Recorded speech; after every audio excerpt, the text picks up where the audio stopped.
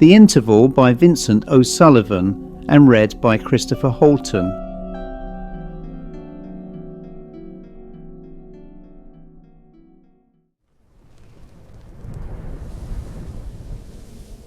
Dopey.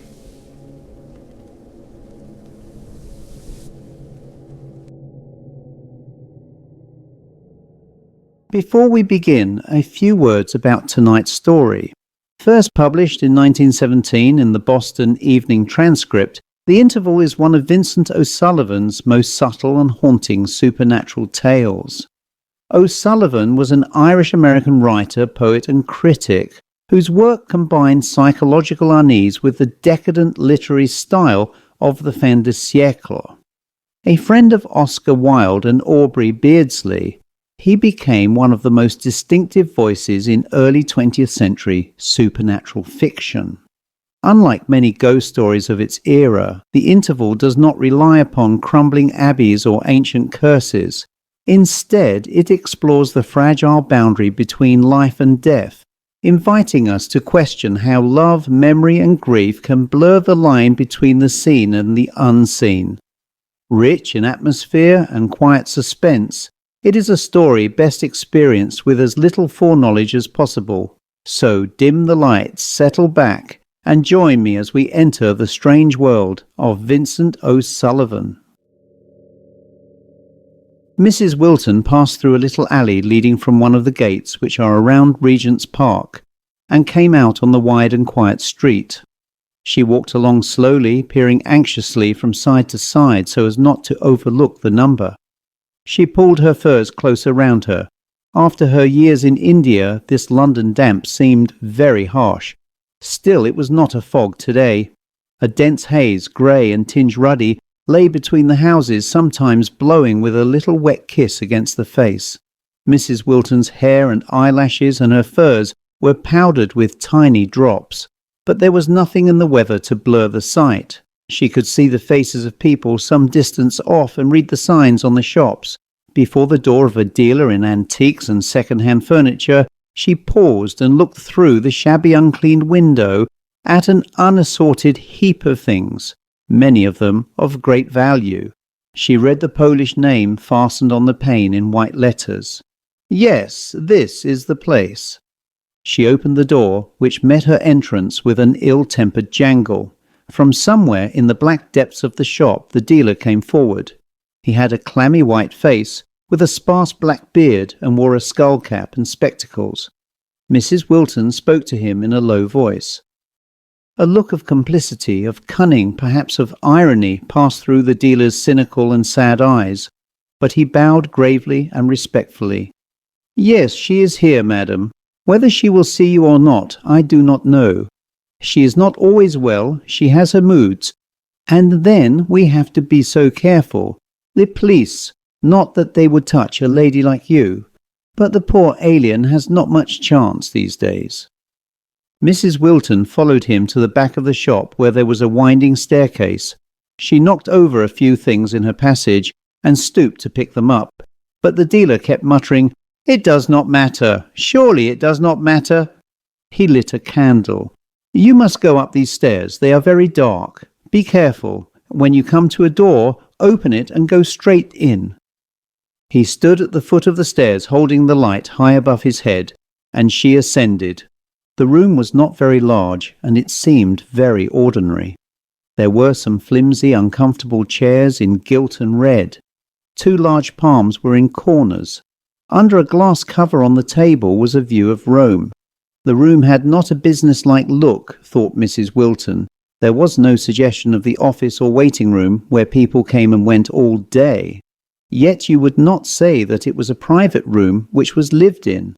There were no books or papers about. Every chair was in the place it had been placed when the room was last swept. There was no fire, and it was very cold. To the right of the window was a door covered with a plush curtain. Mrs. Wilton sat down near the table and watched this door. She thought it must be through it that the soothsayer would come forth. She laid her hands listlessly, one on top of the other on the table. This must be the 10th seer she had consulted since Hugh had been killed. She thought them over. No, this must be the 11th. She had forgotten that frightening man in Paris who said he had been a priest. Yet of them all, it was only he who had told her anything definite. But even he could do no more than tell the past. He told of her marriage. He even had the duration of it right. 21 months. He told too of their time in India. At least he knew that her husband had been a soldier, and said he had been on service in the colonies. On the whole, though, he had been as unsatisfactory as the others. None of them had given her the consolation she sought. She did not want to be told of the past. If Hugh was gone forever, then with him had gone all her love of living, her courage, all her better self. She wanted to be lifted out of the despair, the dazed aimless drifting from day to day, longing at night for the morning, and in the morning for the fall of night, which had been her life since his death.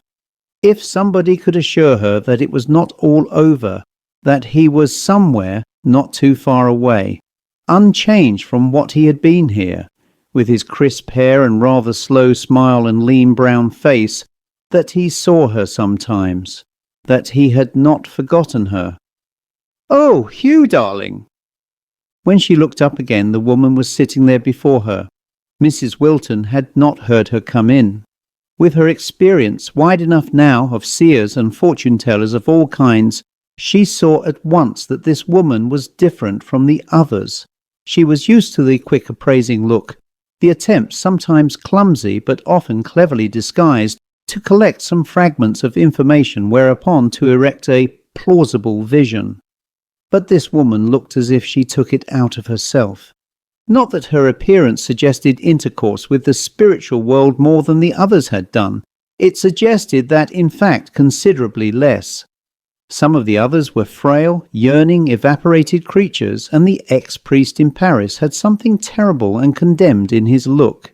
He might well sup with the devil, that man, and probably did in some way or other.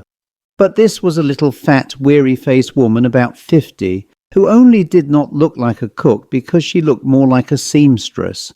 Her black dress was all covered with white threads. Mrs. Wilton looked at her with some embarrassment. It seemed more reasonable to be asking a woman like this about altering a gown than about intercourse with the dead. That seemed even absurd in such a very commonplace presence.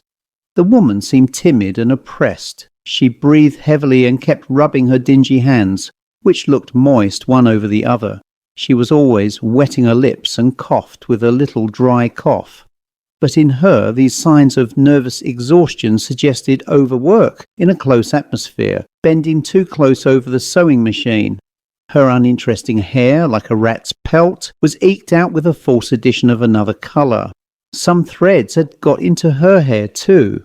Her harried, uneasy look caused Mrs. Wilton to ask compassionately, "Are you much worried by the police?" "Oh, the police. Why don't they leave us alone? You never know who comes to see you." "Why don't they leave me alone? I'm a good woman. I only think. What I do is no harm to anyone." She continued in an uneven, querulous voice, always rubbing her hands together nervously. She seemed to the visitor to be talking at random, just gabbling like children do sometimes before they fall asleep.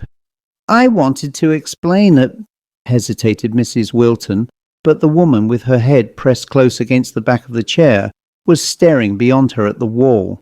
Her face had lost whatever little expression it had. It was blank and stupid. When she spoke, it was very slowly, and her voice was guttural. "Can't you see him? It seems strange to me that you can't see him. He is so near you. He is passing his arm round your shoulders." This was a frequent gesture of Hugh's, and indeed at that moment she felt that somebody was very near her, bending over her.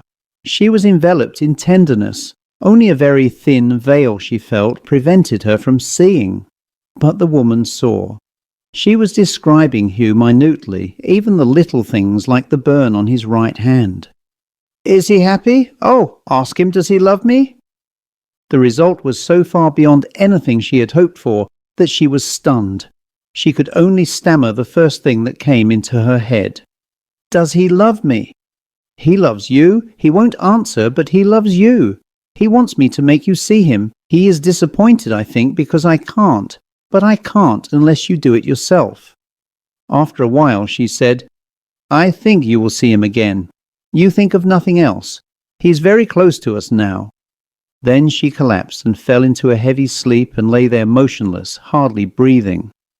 Mrs. Wilton put some notes on the table and stole out on tiptoe. She seemed to remember that downstairs in the dark shop the dealer with the waxen face detained her to show some old silver and jewellery and such like. But she did not come to herself. She had no precise recollection of anything till she found herself entering a church near Portland Place. It was an unlikely act in her normal moments. Why did she go in there? She acted like one walking in her sleep.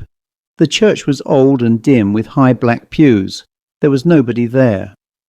Mrs. Wilton sat down in one of the pews and bent forward with her face in her hands. After a few minutes she saw that a soldier had come in noiselessly and placed himself about 6 rows ahead of her. He never turned round, but presently she was struck by something familiar in the figure. First she thought vaguely that the soldier looked like her Hugh. Then, when he put up his hand, she saw who it was. She hurried out of the pew and ran towards him. "Oh, Hugh, Hugh, have you come back?" He looked round with a smile. He had not been killed. It was all a mistake. He was going to speak. Footsteps sounded hollow in the empty church. She turned and glanced down the dim aisle. It was an old sexton or verger who approached. "I thought I heard you call," he said. "I was speaking to my husband." But Hugh was nowhere to be seen. "He was here a moment ago." She looked about in anguish. "He must have gone to the door." "There's nobody here," said the old man gently. "Only you and me. Ladies are often taken funny since the war. There was one in here yesterday afternoon, said she was married in this church, and her husband had promised to meet her here." "Perhaps you were married here?" "No," said Mrs. Wilton desolately. "I was married in India." It might have been 2 or 3 days after that when she went into a small Italian restaurant in the Bayswater district. She often went out for her meals now. She had developed an exhausting cough, and she found that it somehow became less troublesome when she was in a public place looking at strange faces. In her flat there were all the things that Hugh had used. The trunks and bags still had his name on them, with the labels of places where they had been together. They were like stabs. In the restaurant people came and went, many soldiers too among them, just glancing at her in her corner. This day, as it chanced, she was rather late and there was nobody there. She was very tired. She nibbled at the food they brought her. She could almost have cried from tiredness and loneliness and the ache in her heart. Then suddenly he was before her, sitting there opposite at the table. It was as it was in the days of their engagement, when they used sometimes to lunch at restaurants. He was not in uniform. He smiled at her and urged her to eat just as he used in those days. I met her that afternoon as she was crossing Kensington Gardens, and she told me about it. "I have been with Hugh." She seemed most happy. "Did he say anything?" No, yes, I think he did, but I could not quite hear. My head was so very tired. The next time, I did not see her for some time after that. She found, I think, that by going to places where she had once seen him, the old church, the little restaurant, she was more certain to see him again. She never saw him at home, but in the street or the park he would often walk along beside her. Once he saved her from being run over. She said she actually felt his hand grabbing her arm suddenly when the car was nearly upon her. She had given me the address of the clairvoyant, and it is through that strange woman that I know, or seem to know, what followed. Mrs. Wilton was not exactly ill last winter, not so ill at least as to keep to her bedroom, but she was very thin, and her great handsome eyes always seemed to be staring at some point beyond, searching. There was a look in them that seamen's eyes sometimes have when they are drawing on a coast of which they are not very certain. She lived almost in solitude. She hardly ever saw anybody except when they sought her out. To those who were anxious about her she laughed and said she was very well. One sunny morning she was lying awake, waiting for the maid to bring her tea. The shy London sunlight peeped through the blinds. The room had a fresh and happy look. When she heard the door open, she thought that the maid had come in. Then she saw that Hugh was standing at the foot of the bed. He was in uniform this time, and looked as he had looked the day he went away. "Oh, Hugh, speak to me. Will you not say just one word?" He smiled and threw back his head, just as he used to in the old days at her mother's house, when he wanted to call her out of the room without attracting the attention of the others. He moved towards the door, still signing to her to follow him. He picked up her slippers on his way and held them out to her as if he wanted her to put them on. She slipped out of bed hastily. It is strange that when they came to look through her things after her death, the slippers could never be found. The end. Thank you for listening to The Interval by Vincent O'Sullivan. The Interval was later selected by Edward J. O'Brien for inclusion in the Best Short Stories of 1917, a distinction reserved for the finest short fiction published that year. Even today it is regarded as one of O'Sullivan's finest supernatural tales. Vincent O'Sullivan was an Irish-American writer, poet and critic, born in New York City to an Irish family. Although American by birth, he spent much of his literary career in London and Paris, moving in the circles of Oscar Wilde, Aubrey Beardsley, and Arthur Machen.